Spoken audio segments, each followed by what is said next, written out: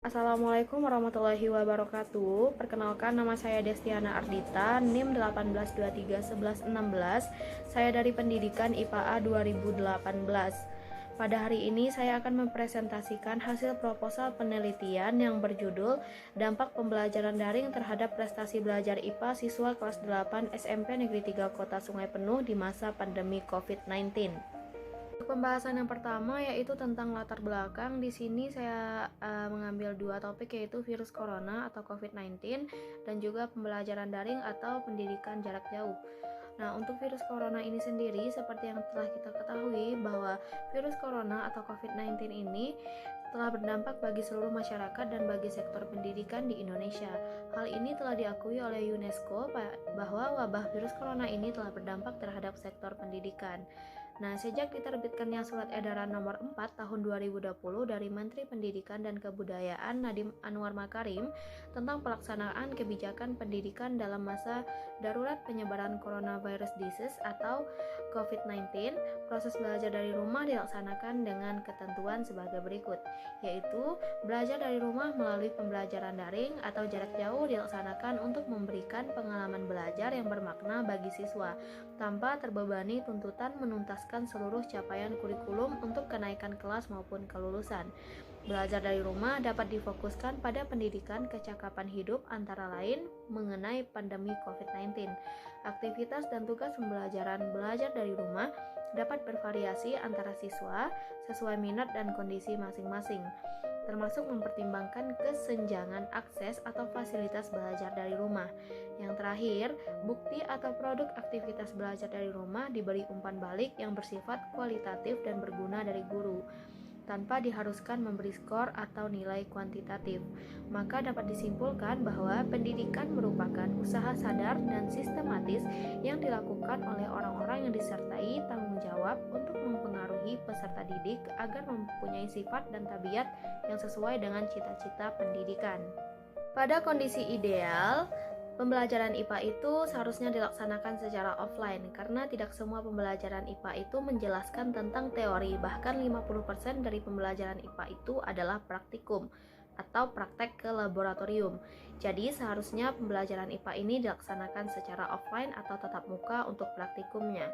Pada kondisi nyata, kita tidak bisa melaksanakan pembelajaran IPA secara offline karena adanya pandemi COVID-19 ini. Dan juga IPA itu membutuhkan praktikum sesuai dengan kurikulum 2013 dan revisi 2017.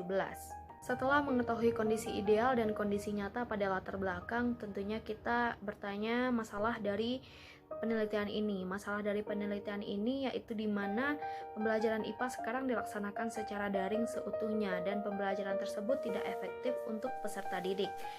Maka dari itu saya menemukan solusi dari masalah ini. Solusinya, sekolah dan guru dapat melaksanakan atau melakukan pembelajaran IPA secara daring yang lebih efektif, seperti menggunakan teknologi dan media pembelajaran yang lebih menarik, sehingga siswa tetap bisa melaksanakan praktikum secara daring dan menggunakan teknologi tersebut yang telah disediakan. Untuk identifikasi masalah, pembelajaran yang dilakukan secara online atau daring masih belum efektif diterapkan pada siswa kelas 8 SMP Negeri 3 Kota Sungai Penuh. Karena di SMP Negeri 3 Kota Sungai Penuh, guru-guru belum paham mengenai teknologi dan media pembelajaran yang digunakan pada saat melakukan pembelajaran daring ini atau online. Maka dari itu, masih banyak siswa-siswa di SMP Negeri 3 Kota Sungai Penuh ini yang belum mengerti saat guru menjelaskan materi secara daring atau online. Untuk pembatasan masalah, yaitu metode penelitian akan diteliti metode kualitatif yang dapat memfasilitasi prestasi belajar IPA siswa kelas 8 SMP Negeri 3 Kota Sungai Penuh. Untuk pembelajaran daring yang akan diteliti hanya pada prestasi belajar IPA siswa kelas 8 SMP Negeri 3 Kota Sungai Penuh. Untuk rumusan masalah, yaitu bagaimana meningkatkan prestasi belajar IPA siswa kelas 8 SMP Negeri 3 Kota Sungai Penuh pada masa pandemi COVID-19. Jadi yang perlu kita ketahui di sini, tujuan dari penelitian ini yaitu untuk mengetahui bagaimana dampak prestasi belajar IPA siswa kelas 8 SMP Negeri 3 Kota Sungai Penuh pada masa pandemi COVID-19 ini, dan untuk mengetahui prestasi belajar siswa IPA kelas 8 SMP Negeri 3 Kota Sungai Penuh di masa pandemi COVID-19 melalui proses pembelajaran daring, dan untuk mengetahui kendala pembelajaran daring terhadap prestasi belajar IPA siswa kelas 8 SMP Negeri 3 Kota Sungai Penuh di masa pandemi COVID-19. Untuk manfaat dari penelitian ini, yang pertama bagi peneliti, menambah wawasan untuk mengetahui metode yang efektif digunakan pada saat pembelajaran daring. Yang kedua, bagi pendidik atau guru, menciptakan suasana belajar yang inovatif bagi peserta didik sehingga dapat membantu pendidik dalam menyampaikan materi dan dapat menambah wawasan serta dapat meningkatkan kreativitas seorang pendidik pada pembelajaran daring di masa pandemi COVID-19.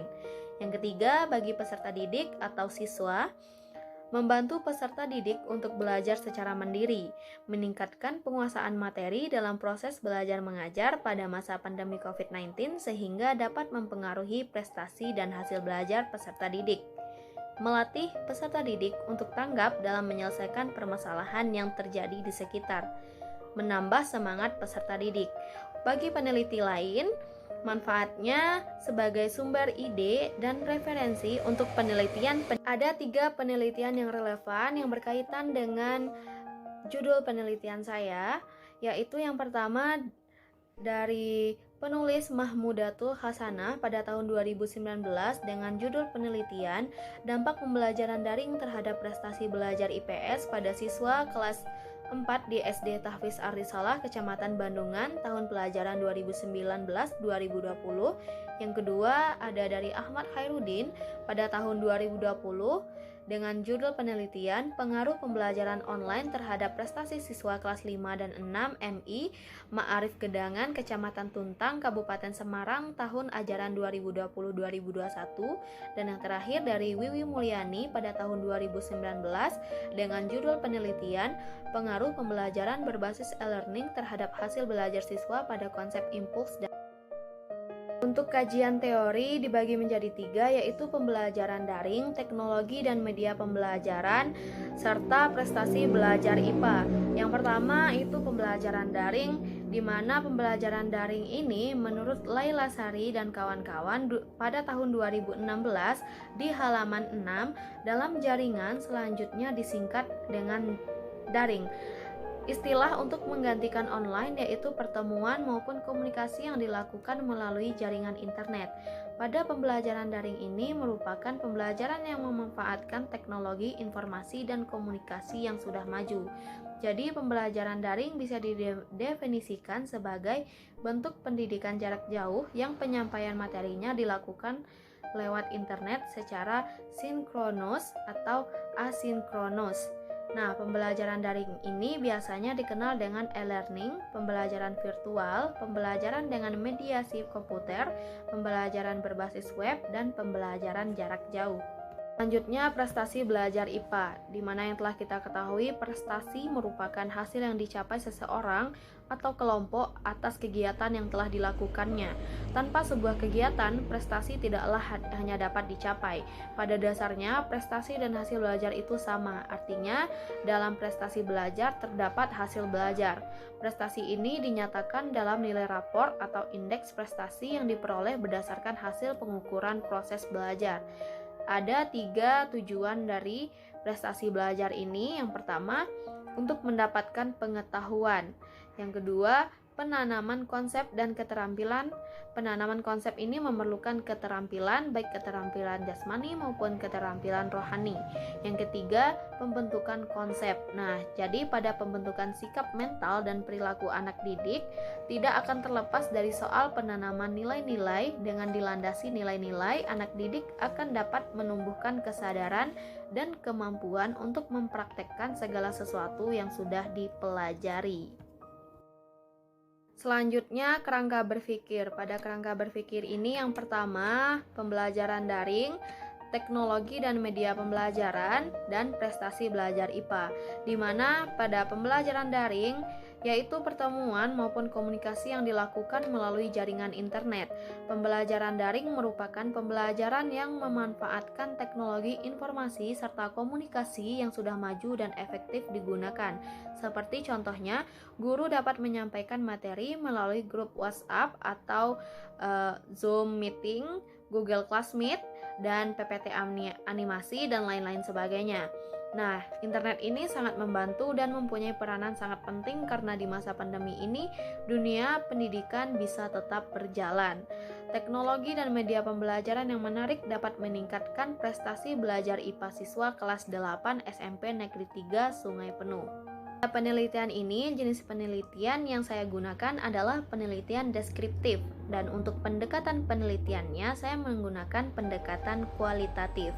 Untuk populasi dan sampel, populasi yaitu seluruh SMP yang ada di Kota Sungai Penuh, dan untuk sampelnya hanya SMP Negeri 3 saja. Dan untuk teknik pengambilan sampelnya saya menggunakan purposive technique sampling. Pada penelitian ini saya menggunakan 3 teknik pengumpulan data. Yang pertama saya menggunakan metode observasi atau metode pengamatan. Yang kedua metode interview atau wawancara, dan yang terakhir metode dokumentasi. Pada metode observasi ini, penelitian ini pengamatan langsung dengan melihat dan mengamati bagaimana pandangan siswa di lingkungan sekolah SMP Negeri 3 Kota Sungai Penuh.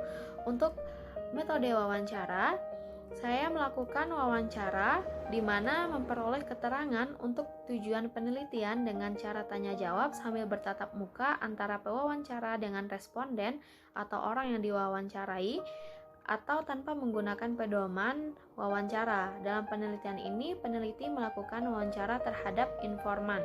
Informannya ada kepala sekolah, guru, dan juga siswa.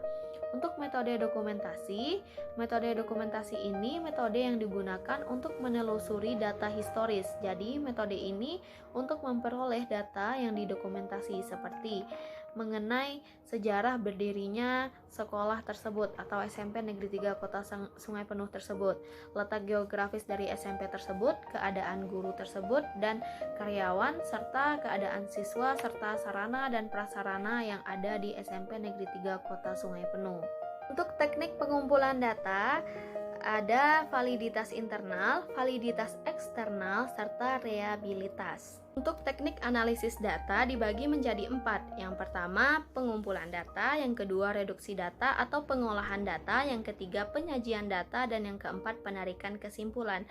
Untuk pengumpulan data, data yang diperoleh dari hasil pengamatan berperan, serta dalam wawancara dan dokumentasi dicatat dalam catatan lapangan yang terdiri dari 2 aspek, yakni deskripsi dan refleksi, di mana catatan deskripsi ini merupakan data alami yang berisi apa yang dilihat, didengar, dirasakan, disaksikan, dan dialami sendiri oleh peneliti tentang fenomena yang dijumpai, sedangkan catatan refleksi adalah catatan yang memuat kesan, komentar, tafsiran peneliti tentang temuan yang dijumpai dan merupakan bahan rencana pengumpulan data untuk tahap selanjutnya.